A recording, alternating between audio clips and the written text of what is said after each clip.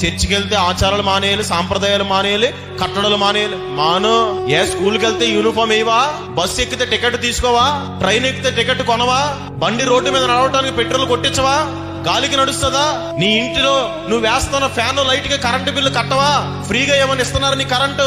మరి ఇవన్నీ చేసినప్పుడు యేసు ప్రభు నమ్ముకున్న నీవు కొన్ని వదులుకోవాలి. నీ జీవితాన్ని అపవిత్రపరిచి, నీ జీవితాన్ని పతనం చేసి, నీకు ఆరోగ్యం లేకుండా చేసి, నీకు నెమ్మది లేకుండా చేసి, పవిత్రత లేకుండా చేస్తున్నటువంటి కొన్ని లోక సంబంధమైన ఆచారాలను మానుకోవాలి.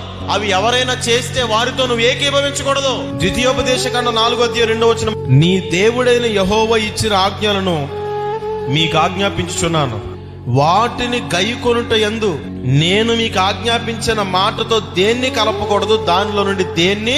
ఇదే మాట బైబిల్ లేఖనపు సమాప్తములో రాశాడు. ప్రకటన గ్రంథం 22:18 ఈ గ్రంథమందున్న ప్రవచన వాక్యములను విను ప్రతి వానికి నేను సాక్ష్యం ఇచ్చినదేమనగా, ఎవడైనను వీటితో మరి ఏదైనను కలిపిన ఎడల ఈ గ్రంథములో రాయబడిన తెగుళ్ళు దేవుని వాని మీద కలుగు చేయను. ఎవడైనా ఈ ప్రవచన గ్రంథమందు ఉన్న వాక్యములలో ఏదైనా తీసివేసిన ఎడల దేవుడు ఈ గ్రంథములో రాయబడిన జీవవృక్షములో పరిశుద్ధ పట్టణములో వానికి పాలు లేకుండా. దేవుని ఆజ్ఞల్ని దేవుడు చెప్పినట్టుగా పాటించండి. దేవుని కట్టడల్ని, దేవుని విధుల్ని దేవుడు